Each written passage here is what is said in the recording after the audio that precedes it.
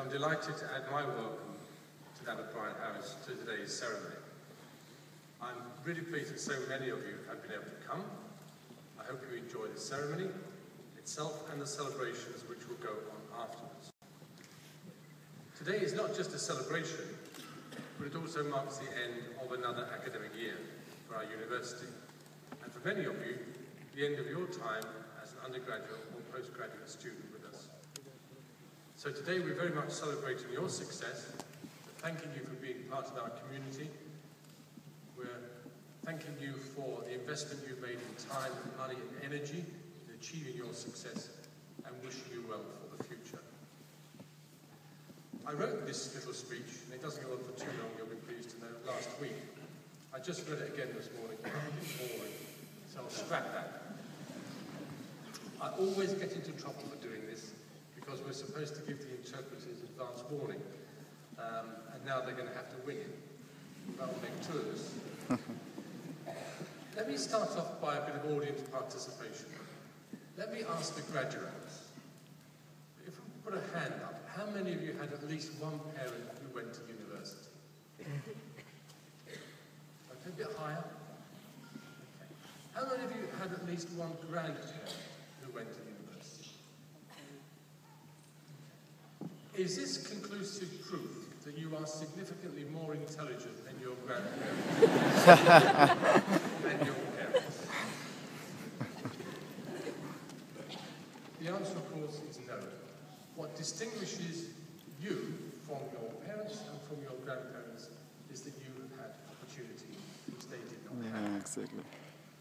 Now, I'm an old man, and I actually did the 11 plus. And I was lucky. I went to a school in a local authority area where you had a 1 in 5 chance of going to grammar school. And I was lucky enough at the age of 10 to pass the 11 plus and went to the local grammar school, which was a life-changing experience for me and opened up lots of opportunities. I probably would never have been here today if I hadn't passed the 11 plus. Had my parents chosen to live 3 or 4 miles down the road, we would have lived in a different local educational authority, where the chances of going to grammar school were 1 in 15. I would not have gone to grammar school. I would not have done in those days O-levels and A-levels and gone to university. I would have been the same person, with the same potential, with the same innate ability, but my route, my journey in life was very different. In those days we had schools called secondary models. Some of them were very good, but they were clearly not just seen as secondary, they were seen as second class. And if you went to a secondary model school, the opportunities were far less than if you went to a grammar school. I was lucky, I did my A-levels, I went to university. I was one of 4% of my age group that went to university. And university in those days was much more elitist, much more exclusive. You were very privileged, you only received, all your fees were paid, you received a grant to live on, so there was no question of having to end university with significant debts, as many as you will do. It was a different world. Now it may be that we can no longer afford grants, and we can no longer afford to pay the fees of students completely. We're obviously moving into a different world come this September. But in the end, education and higher education are about values. And this university is about values. We were founded as an institution in 1828 by a group of Victorian philanthropists to provide education to people irrespective of their age, or their gender, or their religious background, or their wealth, or their general social background. That is still our mission. We pride ourselves on offering people the opportunity to come to university, to come to a good university, an excellent university, irrespective of their age, their wealth, their background, their religious orientation, their gender, irrespective of whether they can come full-time or part-time, undergraduate or postgraduate level. Those are important values, and they're based on, it's not an educational issue, it's not an economic issue, it's a moral issue. We believe it is immoral for anyone who has the potential to benefit from education to be denied that opportunity. So as a university, we commit ourselves to making sure we provide people with opportunity. Now, university is not for everyone. For many people, it's the wrong environment. They wouldn't be happy here. They wouldn't be able to succeed. But we would regard it as a tragedy if there were people in our community who could go to university and who could be successful at that university, develop whatever skills and talents they've got if they were denied that opportunity. And that's quite important for us as we go into September this year, because we, like many other good universities, are charging the full fee of £9,000.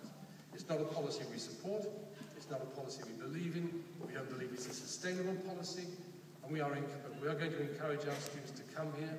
We're going to charge them the full £9,000, but we're going to make sure we give them a superlative experience in return for that investment. We know that when you graduate today, the average student debt now is between £25,000 and £35,000. Some of you will have debts of less than that. Some of you may have significantly more. And the younger students, I know your parents will be happy to write those debts off for you. Eventually. But students who graduate in 2016 will have debts of between £45,000 and £50,000 if they borrow the maximum. Now, they won't have to pay those back until their income passes a certain level. Once they reach the age of 50, they won't have to pay them back at all, which is why I'll be encouraging people not to pay them back until they're 50. But we must ensure that those fees do not deter people from going to university. Now, we will obviously have a range of scholarships and bursaries to encourage people to come here. But the thing we really have to deliver, which is what we deliver now, is to make sure we're delivering a fantastic educational experience. And though you've had a very good educational experience, we're going to have to deliver more for the people who come after you to justify charging that fee. So these are difficult times for universities, but we are going to remain absolutely committed to our mission. High quality higher education to people irrespective of their age, wealth, gender, religious orientation, or background. Now, I know that many of you have had different journeys to get here. Some of you are part-time, you've carried on working whilst you've been a student, and that's a tough number. Many of you are undergraduate, you've been here full-time, you've combined studying with part-time work, you have to do that in order to survive. That's also tough. Some of you will be postgraduate. Whatever journey you've been on, whatever age you are, some of you will be, you won't be 18 to 22, you'll be more mature students, mature students in different age groups. I hope you found this university to be the right place for you. I hope we have given you intellectual stimulation. I hope we've given you friendship. I hope you've made friends here. I hope you've enjoyed your time here. University is a social activity as well as being an educational activity. But above everything else, I hope we've given you a sense of values. In particular, a belief in your own worth. A belief in honesty and integrity and self-reliance and energy and drive and ambition. Those of you who are going to start work or will be looking for a career, I know some of you are already in work and some of you have found jobs. If you haven't found a job, if you haven't found that all-important first step on the career ladder, I understand it's tough. It's very difficult. You face a world economy and a British economy which is much worse than it was 5 or 10 years ago. You've got to keep struggling for that first job, for that first career step. As you struggle, never think it's your fault. If it's difficult, it's not a reflection on you or your ability or your qualities. The fact we're in a mess is due to other people. It's not your responsibility. So as you face those challenges, getting through the next few years, you can be confident that the economy will recover unless we go into permanent decline. The economies are on a cyclical wave, they will recover. You will be successful, but what will take you through the next few years, and what will take you through your careers, I hope, the values that we've encouraged here: energy, integrity, honesty, self-reliance, drive and ambition. We rely on you. The future of the economy rests on your shoulders. And those of us who will be dependent on your contributions to help our pensions look forward to you being incredibly successful. Thank you for being a member of the university. Good luck in the future. Thank you.